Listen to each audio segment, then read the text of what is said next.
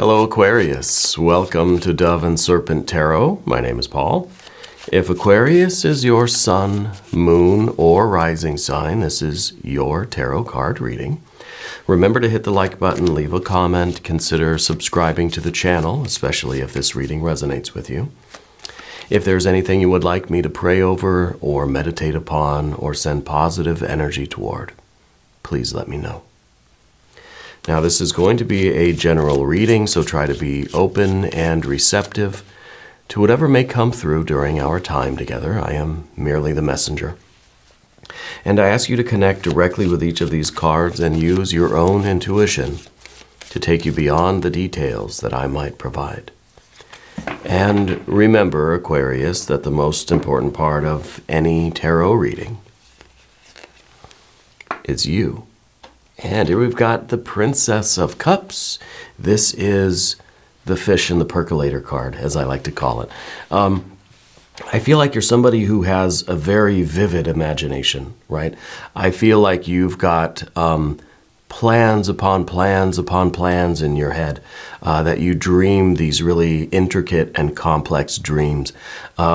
I feel like you probably have like notebooks and sketchbooks just full of ideas, right? Very, very vivid imagination. Wouldn't be surprised if you did some creative writing, okay? So I feel like there's a lot in you that, you know, that you think about, that you dream about. And I wonder if some of these dreams are starting to come true, if some of these are starting to become reality, if they are manifesting in your life. Yeah. But you're someone that is, you're very creative mind, very, very creative. Let's see what's going on here with that energy. All right. That's really good. Really beautiful energy. I like that very much. Oh, and the Ten of Cups. Yes. I'm so happy about that. Ten of Cups telling me that, yeah, I think your dreams are manifesting now. Okay. We have an Eight of Cups here. Of course, we've got some devil energy. And this is good. The devil energy is good energy. I don't care what anybody says. Devil card is a good card. It can be misused, misguided. It can be ignored, and then it could kind of bite us in the butt. But this is the driving force of creation. Okay? And of course, you've got the Prince of Wands there and the Nine of Wands. So we've got the fire here to kind of match this water energy, to give expression to this water energy. We've got the force now to take that water energy and create something with it. Yeah. We've got a Hanged Man here. We've got a Four of Swords, Princess of Swords, and the Art or Temperance card to finish us off at the end. That's really nice. This is a good this is a good set of cards. Back to the Princess of Cups for a moment. I do feel as if you are taking one of these many ideas that you have in your head, and I think that you are looking to manifest it, to implement it, to give form to it. I think that this is really now, it's a time for you to kind of take these things out of the notebook and bring them into the real world. You know, and this is the cup. This is the card, the Ten of Cups. This is the card of satiety. This is the card of being full, of feeling that we are fulfilled, right? Feeling that that our life has no empty places. That we have created everything from ourselves, and we are manifesting from within, right? From this watery energy, from this imagination, from our creative divine energy. Okay, this is the fullness of your life. Yeah, and so I think this is really, really very, very good.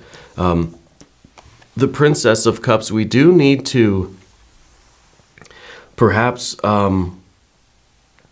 focus a little bit. We need a little bit of the planning energy. So we've got a little bit of the air over here, which is good because we need to take some of these dreams out of our head, out of our imagination, out of the notebook, and we need to really figure out a way to start working on them, right? Or to continue working on them. Or maybe it's about putting the finishing touches on something, right? Because we have the air over here, maybe you've already been planning a lot of this this big idea, this dream, this, this new project, whatever it might be, right? I feel like you're looking for signs. I feel like you're someone who is very much in tune with the synchronicities of life. The fish in the percolator. You're looking for those moments. You're looking for those moments of novelty, of the omen, the kind of neon sign from spirit that's saying, this way, And I think you're getting that, ultimately. I think you're getting the confirmation that you need. Let's select the mystery card, bonus card, confirmation card. This is a random card from the Smith-Waite Tarot. This is the factor infinite and unknown. It's going to go right here. Mr. Ed the Tiny Horse right there on top.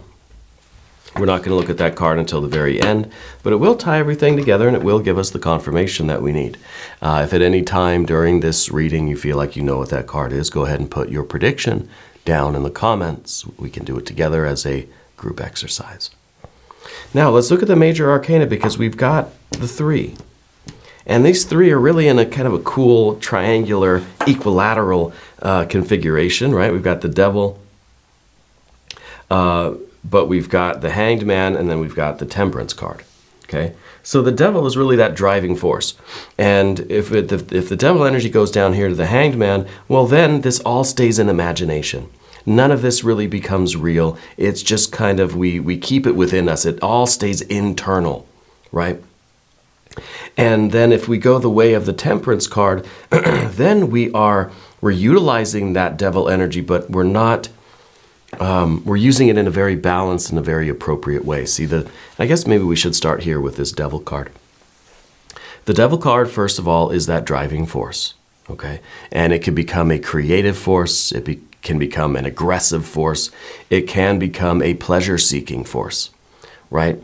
So it's either going to be, aggressive, where we are very cutthroat and we're stepping over other people to get what we want, or it's very kind of self-indulgent and it is, I think, manifesting through just habits and behaviors that are not so good for us, okay?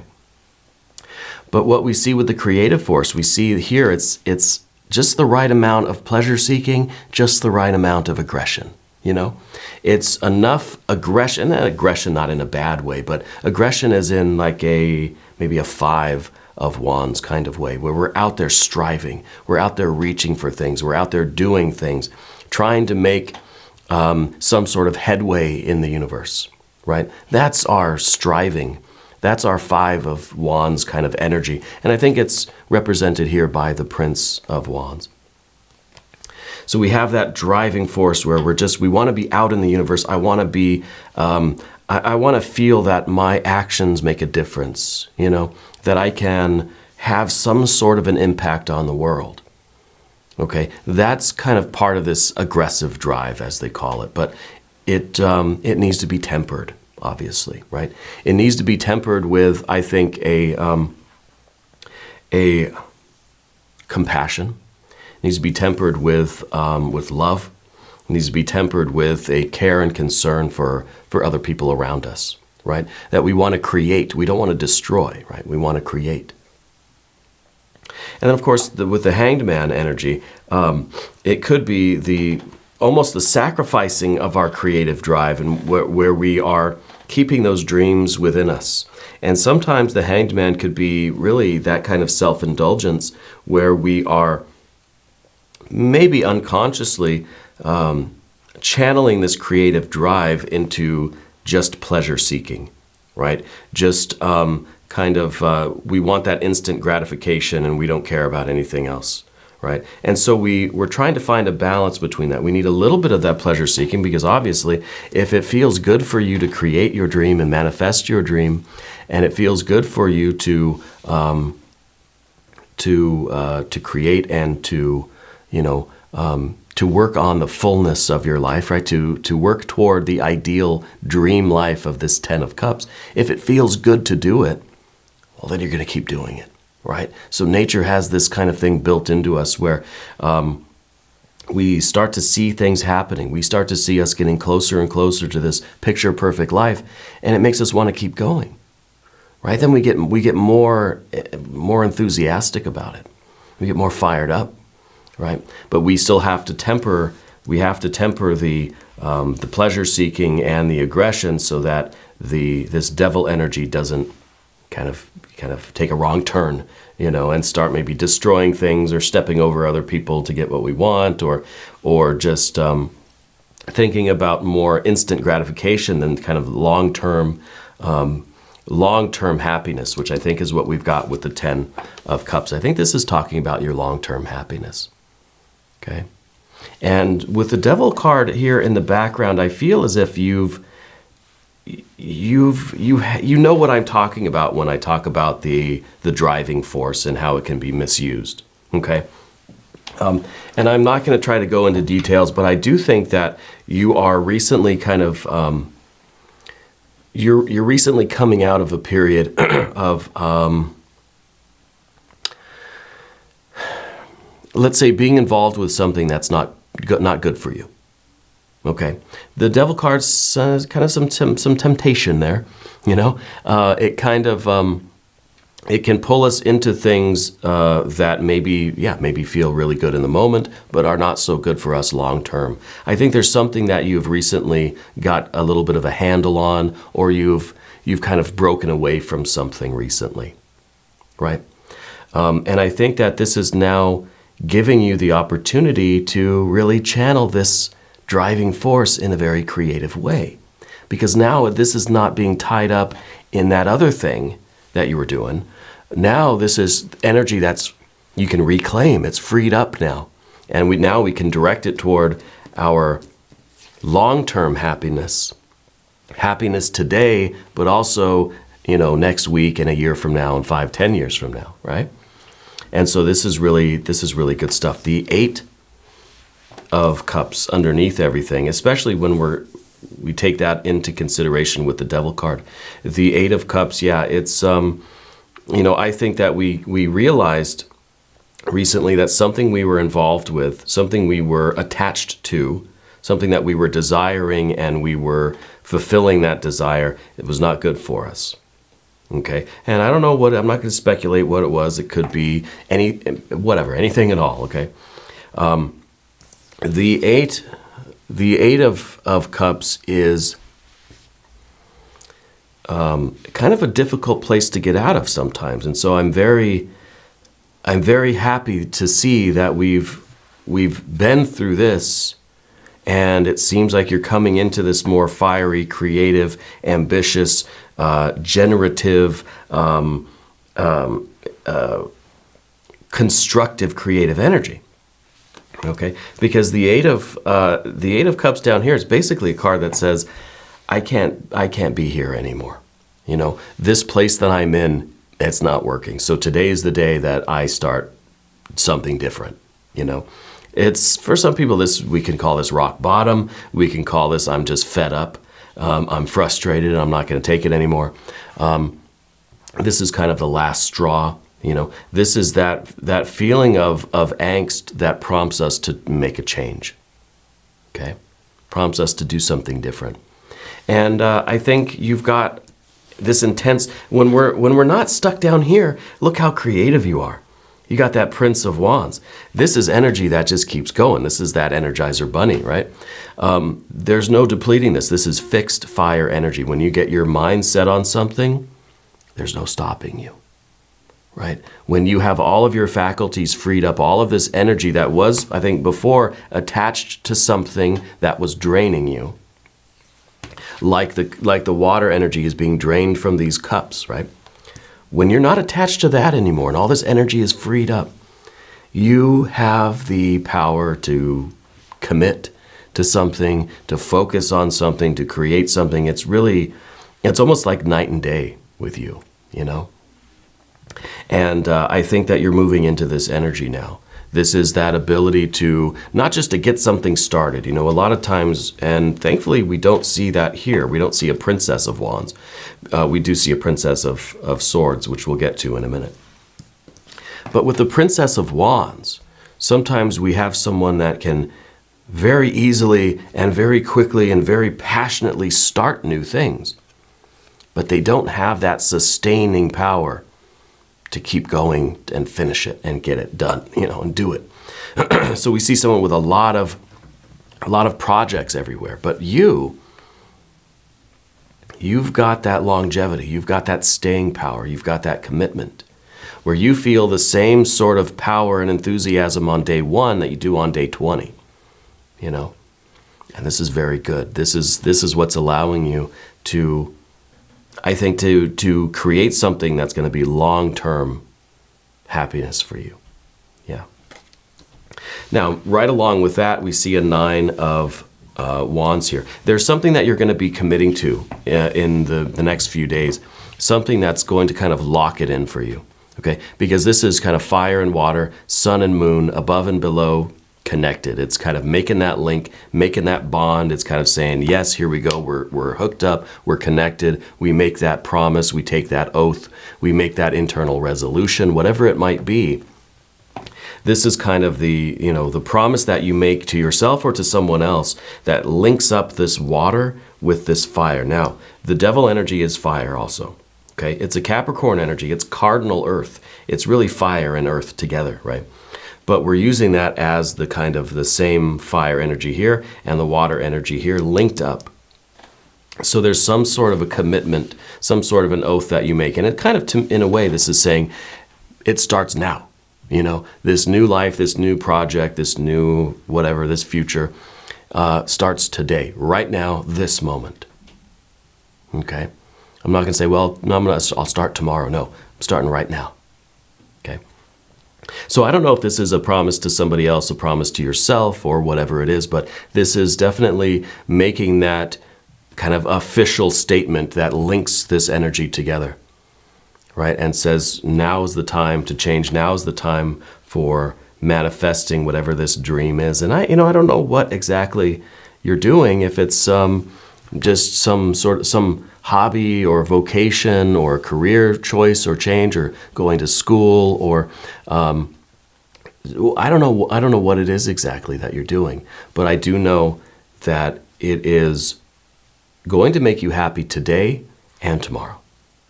Okay.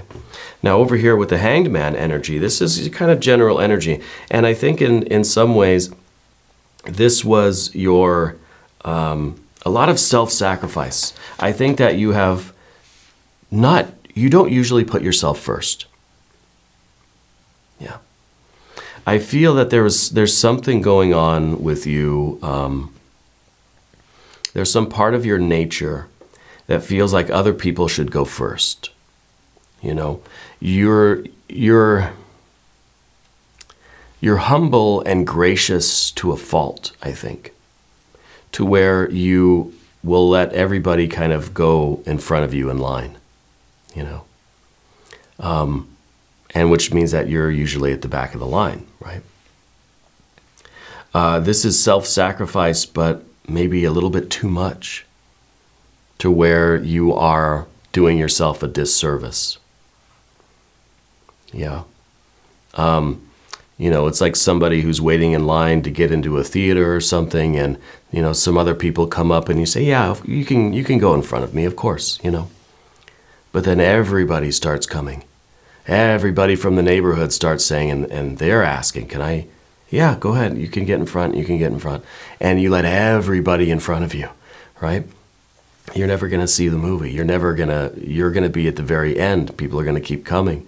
By the time you get to the ticket counter, the movie's going to be over. So, you be gracious and you can be humble and you can be inviting and accepting and self-sacrificing, and you can let people get in front of you, and sure. But then there has to come a time where it says, no, sorry, I already let a lot of people in. Can you get behind me, Eventually we got to turn it off. We've got to say no, no more. But I feel like sometimes you don't know that limit, and it may even have manifested as people really taking advantage of you in your life. That we just kind of say yes to everybody, and then people start expecting you to say yes, and then what happens when you say no? Well, then they're going to be like, how dare you, But I feel like in a way that's some of this energy that's changing too. I feel like this Hanged Man is kind of turning around a little bit and taking a little bit of a little bit of the energy for themselves, you know. You're putting yourself first a little bit now. And I think that's very appropriate. And again, it's about balance. It's about the temperance. Now, we don't want to swing the other way where we're just totally selfish and we're not doing anything for anybody else and it's all about me, me, me. There has to be a balance here, you know. And I think you're achieving that with that temperance card at the end. And it really is about the balance for you right now. Because maybe we've been in this extreme before, it would be easy to kind of go into a fiery extreme next and just make it all about me and, you know, screw everybody else, right? But that's not really what you're doing here. The Four of Swords in the position of the environment, you are still very cordial. You're still very friendly. You're still very accepting and tolerant. You're still very generous. You're still a very good listener, right? We think of somebody who maybe has taken a vow of silence for a year, right? When that year is up, then they just talk for a whole year straight. Nobody could get a word in edgewise, right? It's a rebound from that previous energy. But that's not what you're doing. You're not rebounding into that pure selfish fire, screw everybody else energy. There's the balance, right? It's tempered. And so I feel this is really you trying to maintain the quality of the relationships you have in your life. Okay? Your loved ones, your friends, your family, your pets, your plants. You're trying to really be balanced in those relationships. You're trying to listen as much as you speak, or maybe even more than you speak, but you're trying to make it pretty even, you know. You're trying to assert yourself and express yourself and what you need, as well as listen to what other people need around you. Okay, so I feel like your relationships are very stable. They're becoming very stabilized now. Okay, with the Princess of Swords, this is the position of what we don't want. And yeah, this is maybe the difficulty for you right now is feeling as if we have to start over from the beginning somewhere. Okay, now it could be that this was a little bit of a detour for you in terms of manifesting your dreams and building your happily ever after life. This was a bit of a detour. Now the question is, when you return to the game, do you have to start over from grade 0? Do you have to start over from the very beginning, right, at the very first level, or do you kind of pick up where you left off? And I think the difficulty here for you is to feel like you are back at the drawing board. You know, the Princess of Swords is kind of like, I'm back in elementary school. I don't want to be here. I should be in high school already, or, you know, college level. But it's kind of like we've got to go back through the basics first, until we get up very quickly to where we were. I don't know if anybody's an Adam Sandler fan and watched that one movie where he goes back to school, you know, and he goes through the grades very quickly, obviously, you know, because he's an adult, allegedly. So, you know, it's kind of like that. We might have to kind of recap everything that we've kind of learned before to get back to where we were. But it's going to happen very quickly. But don't think that you have to then spend, you know, whatever it is, 12, 17 years in going through those elementary stages again. Okay, you can more or less pick up where you left off, but you might have to recap and just refresh your memory on what you've already learned, right? And I don't know exactly what you're doing here, but it's something that is, like I said at the beginning, very complex. You have this very intricate web of imagination and these things that are going on. So this is something that you kind of have to, you got to go through your notes, let's say, and just refresh yourself on where you're at. Because it does feel like you're coming back to something that you've been away from for a while, right? And of course, the name of the game is Temperance, and I think that whatever this period of time was for you, it was very necessary in your development. It really has strengthened you. It has solidified your power, right? It's going into making this Nine of Wands very, very strong, right? We think of the temperance card as, tempering steel to really make it as strong as possible. And that's why we go through trials and tribulations. It's to strengthen us, to strengthen our spirit, to strengthen our resolve, strengthen our willpower, if we choose to see it that way, right? And I think you are, and I think you're coming to appreciate all of the trials and tribulations that you've been through. We're not happy about it. We don't want to do it again, but we appreciate and we understand why that was necessary, and we do feel empowered by those things. It's you've had all of this rich experience of life that now it kind of puts you in a position where you can help others more, and it gives you a new perspective on life because you've been through those things. Yeah. Let's look at the mystery card. I guess I want some major arcana energy. I would love to have, obviously, the star card, your power card, right, Aquarius? I don't know. Let's just see what we have. Oh my God, it is the star. Blessings on blessings on blessings. Yeah, this is the name of the game for you. This is all part of your path, right? Oh, we got to ring the bell. For your power card, this is your superpower card, and I think that you're coming to a place where you can see the past. It's really this is a card of gnosis. Okay, you can see the past. You understand where you've been. You understand what's coming next. You can see what will be, and you can see what's happening right now. And this is really that Gnostic experience, I think, where you're coming to such a full awareness of yourself and an awareness of the path that's before you. This is fate. This is destiny. And it's yours. And you're here manifesting this life. Again, this is the fullness of life today and tomorrow.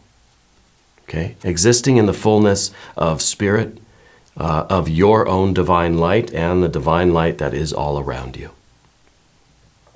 This is blessing. We're going to do an extended reading as well. If you want to stick around, there should be a link in the corner. There is one down in the video description. New readings for Aquarius every Thursday and Sunday, 6 a.m. Chicago time. If you haven't subscribed yet, please do. It is totally free. It does not cost you anything. Leave a comment. Let me know where in the world you're watching from. I want you to know that you're the most important part of Dove and Serpent Tarot. I thank you and I love you. And we're all in this together.